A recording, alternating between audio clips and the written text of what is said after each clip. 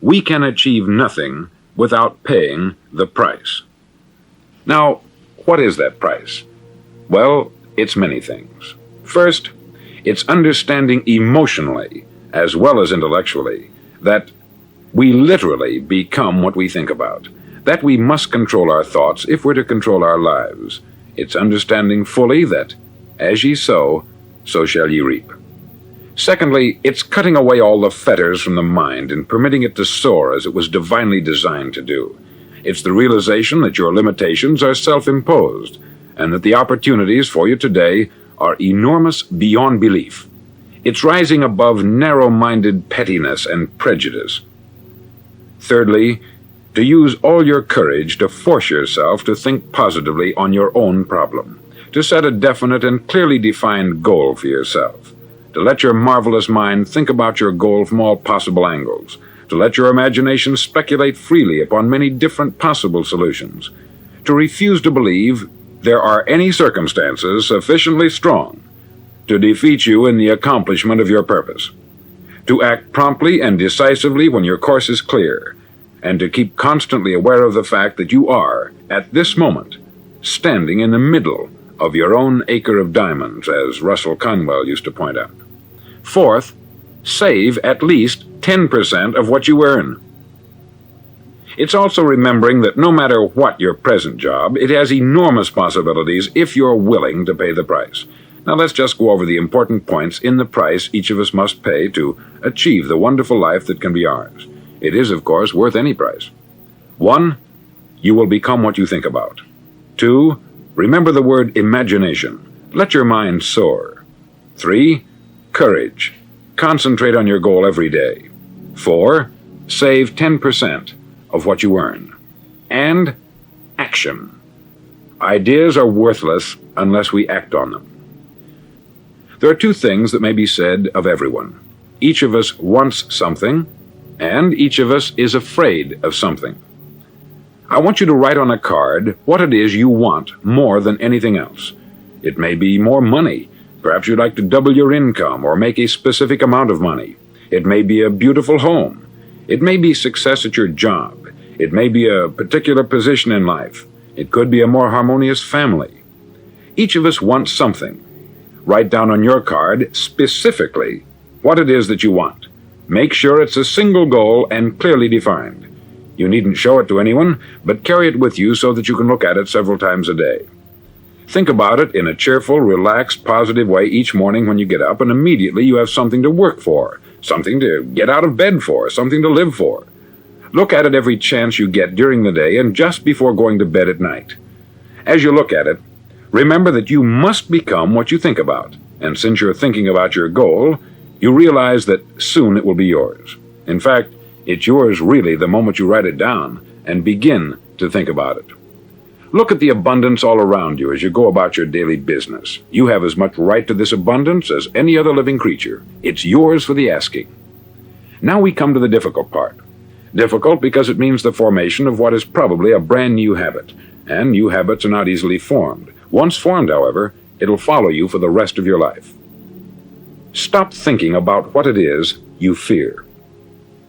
Each time a fearful or negative thought comes into your consciousness, replace it with a mental picture of your positive and worthwhile goal. There will come times when you will feel like giving up. It's easier for a human being to think negatively than positively. That's why only 5% is successful. You must begin now to place yourself in that group. For 30 days, you must take control of your mind. It will think only about what you permit it to think. Each day for this 30-day test, do more than you have to do. In addition to maintaining a cheerful, positive outlook, give of yourself more than you've ever done before. Do this knowing that your returns in life must be in direct proportion to what you give. The moment you decide on a goal to work toward, you're immediately a successful person. You're then in that rare and successful category of people who know where they're going. Out of every 100 people, you belong to the top 5. Don't concern yourself too much with how you're going to achieve your goal. Leave that completely to a power greater than yourself. All you have to do is know where you're going. The answers will come to you of their own accord. Ask and it shall be given you. Seek, and ye shall find. Knock, and it shall be opened unto you. For every one that asketh receiveth, and he that seeketh findeth, and to him that knocketh it shall be opened. It's as marvelous and as simple as that. In fact, it's so simple that in our seemingly complicated world it's difficult for an adult to understand that all he needs is a purpose and faith. For 30 days, do your best. If you're a salesman, go at it as you've never done before, not in hectic fashion, but with the calm, cheerful assurance that time well spent will give you the abundance in return you deserve and want. If you're a homemaker, devote your 30-day test to complete giving of yourself, without thinking about receiving anything in return, and you will be amazed at the difference it makes in your life. No matter what your job, do it as you've never done it before for 30 days. And if you've kept your goal before you every day, you'll wonder and marvel at this new life you've found. Dorothea Brand, outstanding editor and writer, discovered it for herself and tells about it in her fine book, Wake Up and Live. Her entire philosophy is reduced to the words, act as though it were impossible to fail. She made her own test with sincerity and faith, and her entire life was changed to one of overwhelming success. Now you make your test for 30 full days. Don't start your test until you've made up your mind to stick with it. You see, by being persistent, you're demonstrating faith. Persistence is simply another word for faith. If you didn't have faith, you would never persist. If you should fail during your first 30 days, by that I mean suddenly find yourself overwhelmed by negative thoughts, you've got to start over again from that point and go 30 more days. Gradually, your new habit will form until you find yourself one of that wonderful minority to whom virtually nothing is impossible. Don't forget the card. It's vitally important as you begin this new way of living. On one side of the card, write your goal, whatever it may be. On the other side, write the words we've quoted from the Sermon on the Mount. Ask, and it shall be given you. Seek, and ye shall find. Knock, and it shall be opened unto you.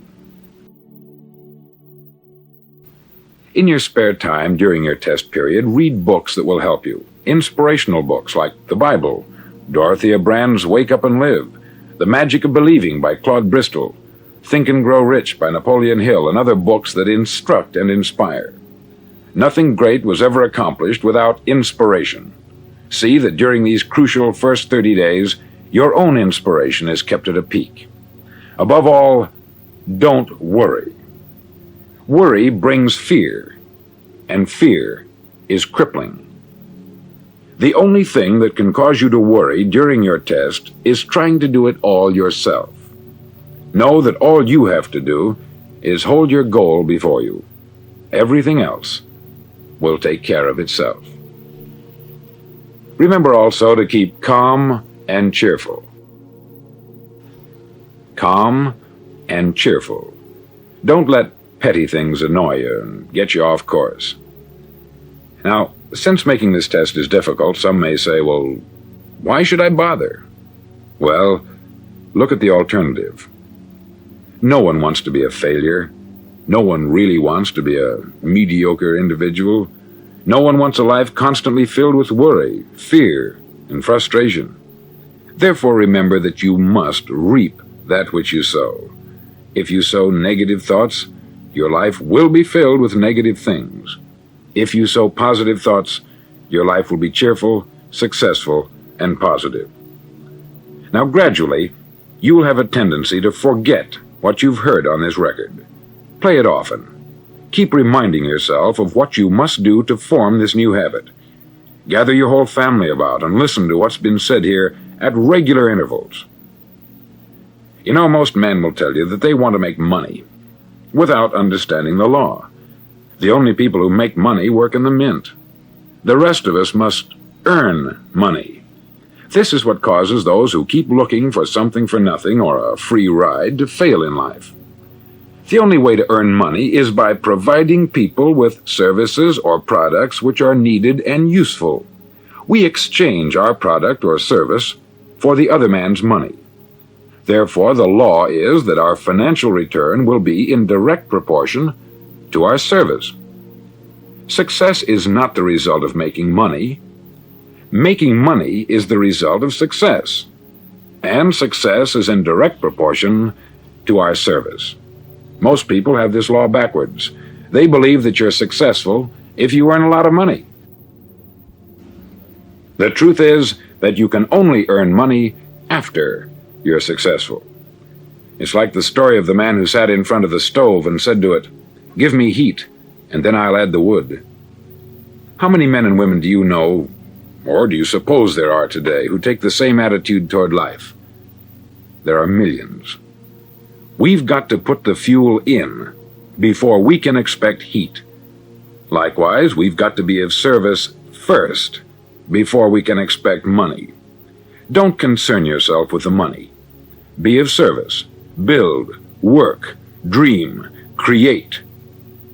Do this, and you'll find there's no limit to the prosperity and abundance that will come to you. Prosperity is founded upon a law of mutual exchange. Any person who contributes to prosperity must prosper in turn himself. Sometimes the return will not come from those you serve, but it must come to you from someplace, for that is the law. For every action, there is an equal and opposite reaction. As you go daily through your 30-day test period, remember that your success will always be measured by the quality and quantity of service you render, and money is a yardstick for measuring this service. No man can get rich himself unless he enriches others. There are no exceptions to a law. You can drive down any street in America and from your car estimate the service that's being rendered by the people living on that street. Had you ever thought of this yardstick before? It's interesting. Some, like ministers and priests and other devoted people, measure their returns in the realm of the spiritual, but again, their returns are equal to their service. Once this law is fully understood, any thinking person can tell his own fortune. If he wants more, he must be of more service to those from whom he receives his return. If he wants less, he has only to reduce this service. This is the price you must pay for what you want. If you believe you can enrich yourself by deluding others, you can only end by deluding yourself. It may take some time, but just as surely as you breathe, you'll get back what you put out. Don't ever make the mistake of thinking you can avert this. It's impossible. The prisons and the streets where the lonely walk are filled with people who tried to make new laws just for themselves. We may avoid the laws of man, but there are greater laws that cannot be broken. An outstanding medical doctor recently pointed out 6 steps that will help you realize success. 1. Set yourself a definite goal. 2. Quit running yourself down. 3.